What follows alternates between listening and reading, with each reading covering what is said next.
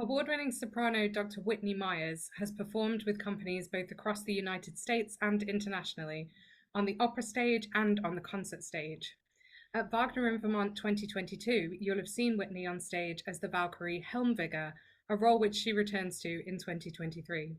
Whitney, thank you for chatting with me today. Thank you. Most people will probably say that it's quite difficult to distinguish which Valkyrie is which during that famous scene, The Ride of the Valkyries. With 8 singers on stage and all the lines overlapping, it can be quite complex to follow. You definitely spot Helmvigga though, because she's the one on the top with all those trills and all those high notes.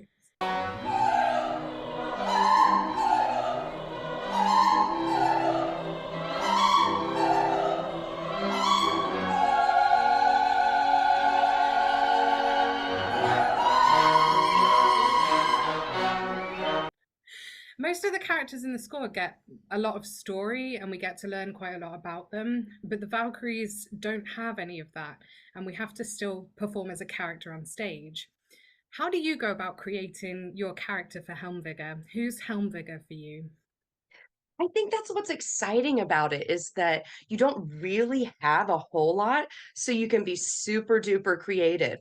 And so for me, I'm able to bring a little bit of myself into her. And actually, I think the little bits that we get within what she says actually matches me quite a bit. She seems in the very beginning, there's a moment where she tells Brunhilde that she won't help her because she won't defy father.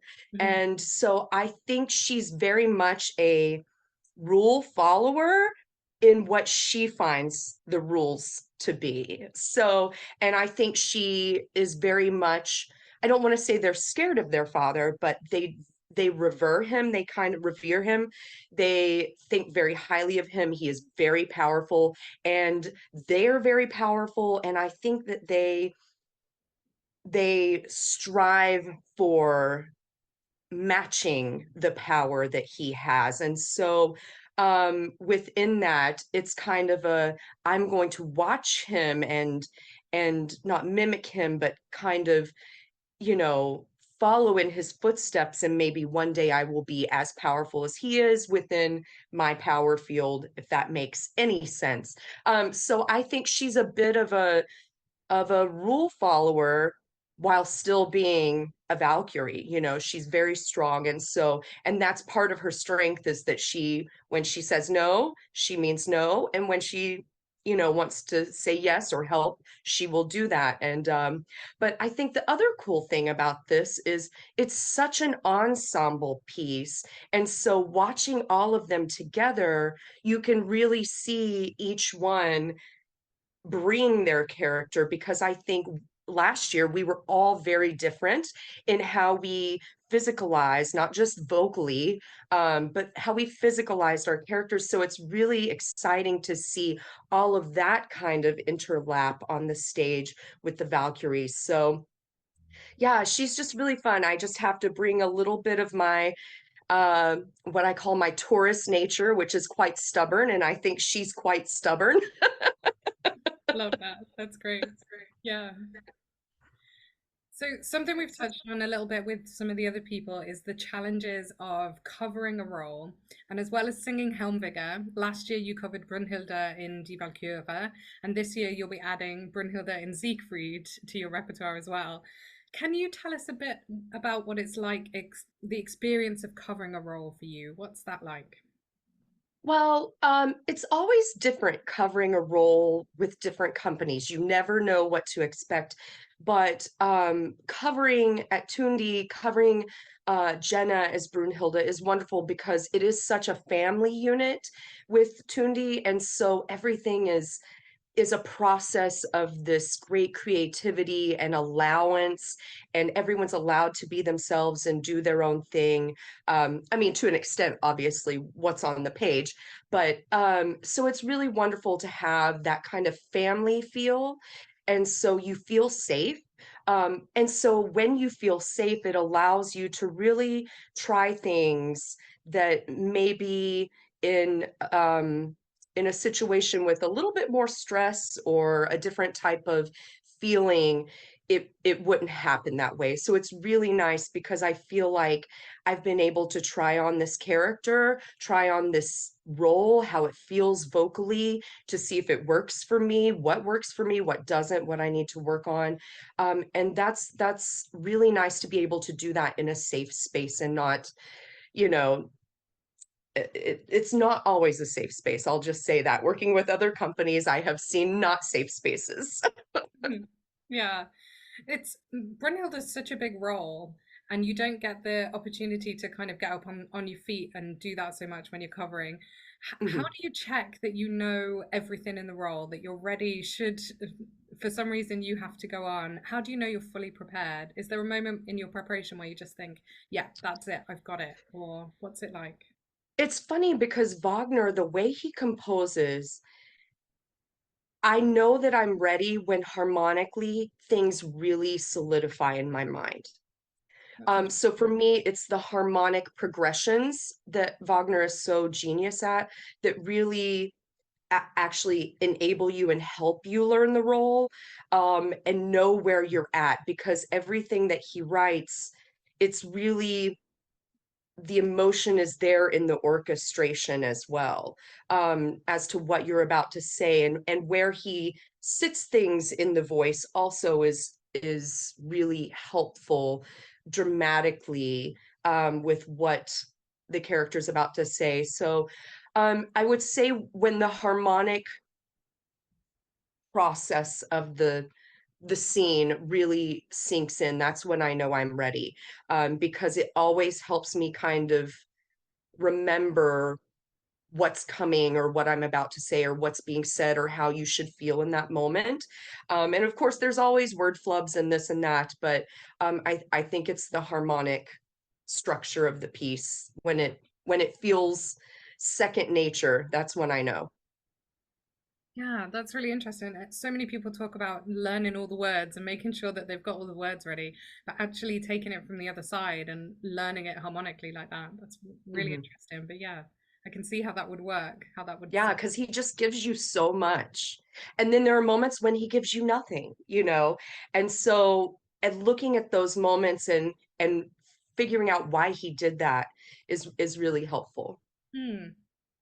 So last year at the festival, you did a wonderful lecture recital on the Wesendonck Lieder and Wagner's relationship with Mathilde Wesendonck, that's now available to watch on our YouTube channel. Are you taking part in any other festival activities this year?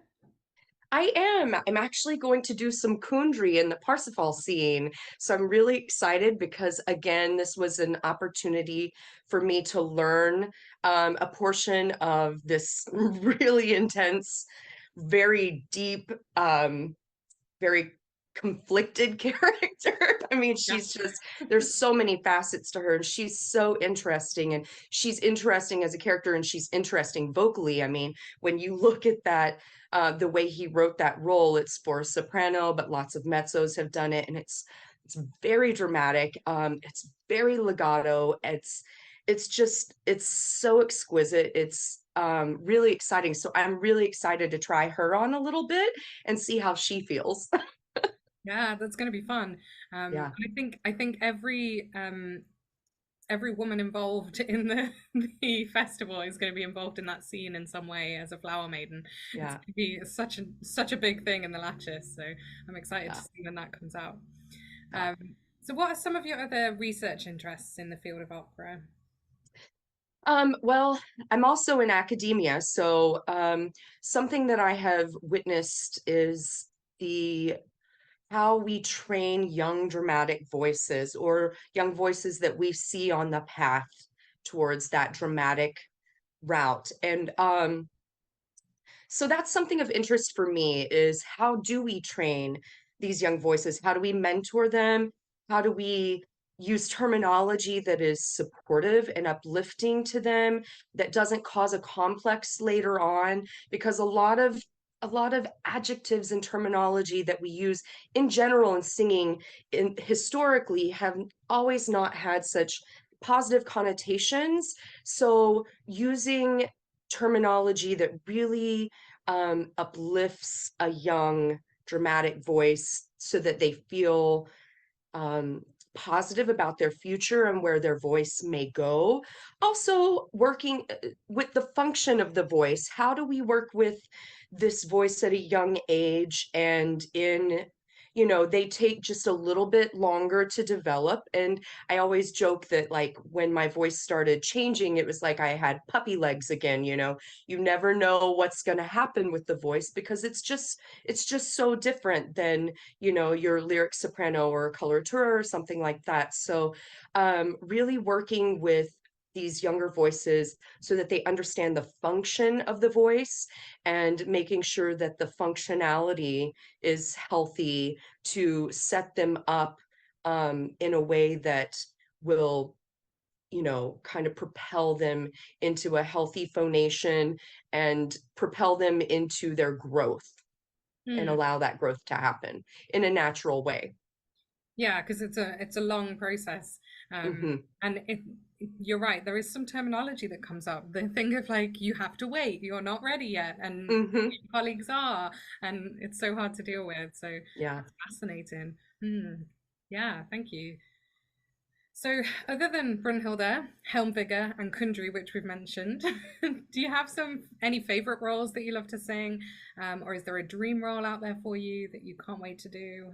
Yeah. Well, I actually just did my dream role in Awesome. February. I sang Lady Macbeth in Oh yeah, Verdi's Macbeth, and that was exciting because she's so evil.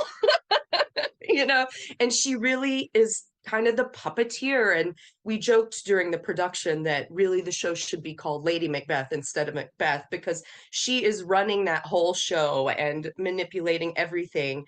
And then the way she, walks off that stage at the end of the sleepwalking aria with that, D flat, and we never see her again. It's just such a creepy like exit and super cool. She was just so much fun to sing. And yeah, she was the dream role and I'm so excited I got to do her. amazing.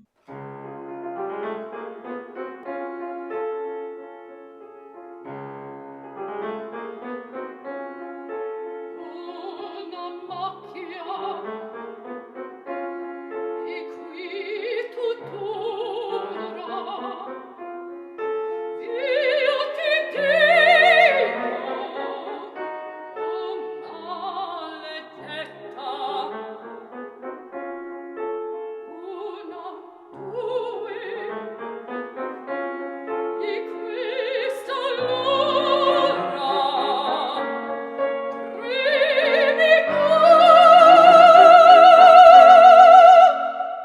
non osi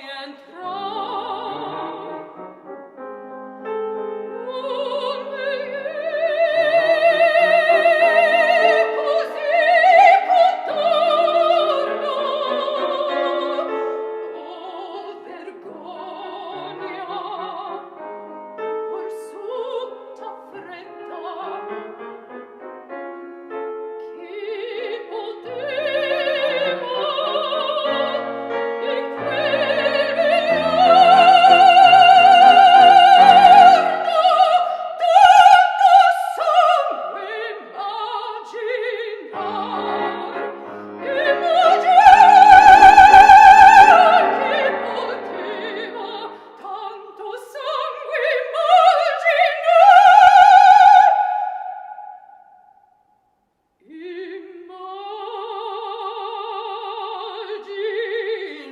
immaginar. So you do Lady Macbeth. Are there any other? Do you do any Puccini, any Verdi? Yes, I would love to sing Turandot, Hmm. and I would also love to sing Minnie and Manolesco. All three of those are dream roles. So, Beautiful. Yeah, they'd be gorgeous. yeah. So, do you have any big memorable moments from last year's festival? Is there anything that sticks in your mind that when you think of Wagner in Vermont 2022, that was the moment for you? I think all of them, really. I really enjoyed the rehearsal process. Like I said, to have all the Valkyries on stage and kind of work off of each other and really see this very ensemble like scene, which is a very strong scene. I mean, vocally, it's just like a wall that hits you. And it's really exciting. So to be in the space with that happening and seeing everybody kind of being their own Valkyrie and their own warrior, it's pretty cool. Yeah, and that's a bit that the audience didn't get to see. When to Hmm. start off with, we're just playing around with, okay, you're over there and you're over there, and and then you turn around and you start singing, and there's somebody different in your face, and yeah, Exactly. yeah, it was a big moment. So one of my favorite questions so far in these interviews has been, we jump in the car with you for a road trip. What's on the soundtrack? Is it all opera and classical, or what do you like to listen to? It's all opera and classical and some jazz, some Dolly Parton. I like her bluegrass albums currently. And then also true crime podcasts. Oh, awesome. No one's mentioned podcasts, but yeah, true crime. Hmm. That's very Lady Macbeth.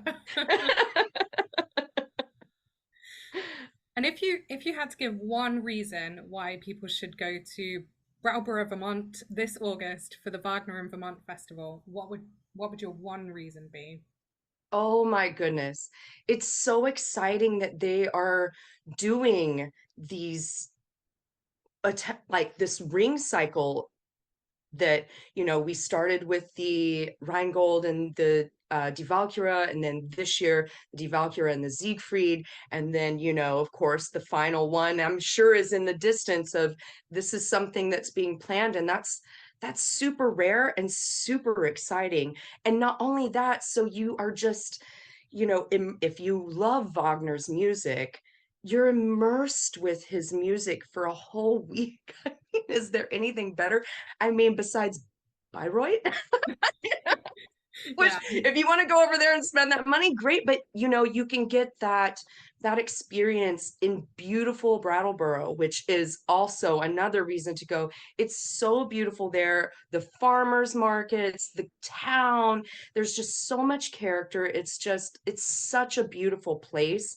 It it's really the perfect setting for it.